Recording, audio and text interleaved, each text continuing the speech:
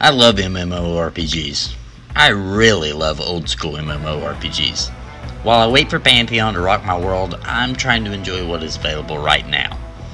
First of all, before I get into this, I do want to say Bless Online is being completely revamped and basically remade for the North American launch. It's not the version available in other regions.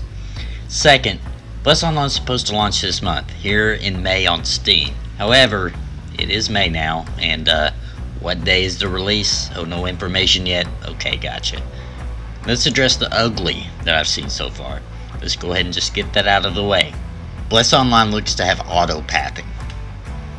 I know, that's gross, but it looks to be in the game. Bless Online has practically failed in other regions of its launch, but it is being remade, just as I said before, for this new North American launch. So they are trying to make it work. I mean, they're really trying. They've redone the entire game, hoping that they can finally get it right. You gotta give them credit for not just cash grabbing it by localizing it crappily and slapping it on Steam. They could have done that, you know. Okay, now on to the goody stuff. Apparently, according to what I've seen, there will be hundreds of mounts at launch because any mob can be made into a mount. If that's true, that's pretty epic. I guess we'll see at launch. I did watch some dungeons for the game, and although they're instants, which I personally disagree with in comparison with doing public dungeons, they do seem perilous, like actually hard. From what I've seen, I can see mobs ripping parties apart.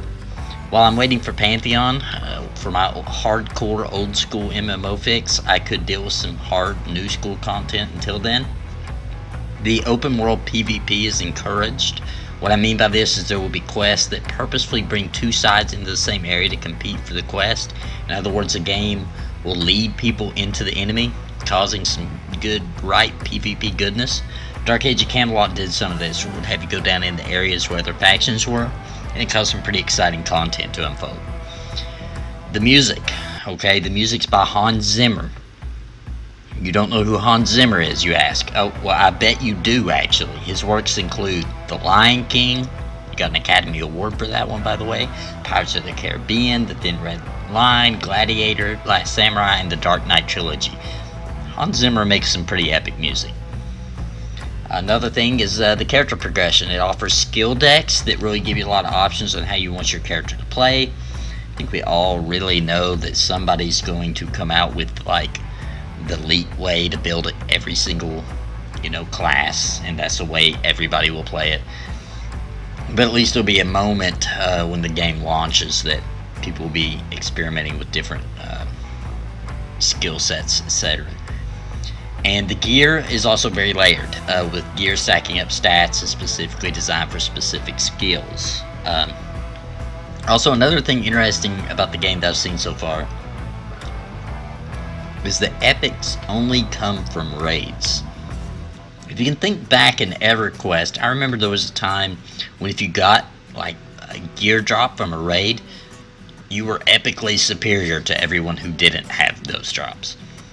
And I know a lot of people don't like that because of the gear difference between raiders and non-raiders, but it does make more people get into the harder content because it's a necessity when you do have that gap.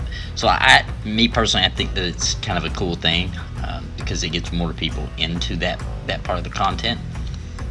I do believe that Bless Online is going to gather a big crowd at launch.